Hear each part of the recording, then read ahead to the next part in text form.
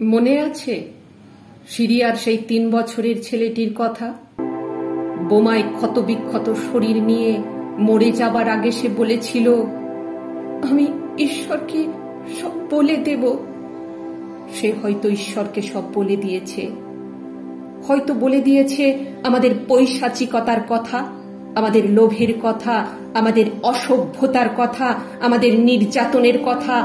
আমরা মানুষ মেরেছি হাজারে হাজার। আমরা একে অপরকে ধ্বংস করার জন্য মারণাস্ত্র বানিয়েছি লক্ষ কোটি। মানুষে মানুষে বিভেদ বাড়ানোর জন্য তৈরি করেছি নানা গোপন অস্ত্র।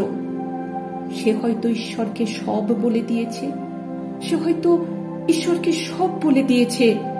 বলেছে সেই পাখিটির কথা যে আজ আকাশে ওড়ে না, বলেছে সেই আকাশের কথা যে একদিন নীল ছিল, বলেছে সেই বাতাসের কথা যে একদিন নির্মল ছিল, বলেছে সেই পৃথিবীর কথা যে একদিন সবার ছিল।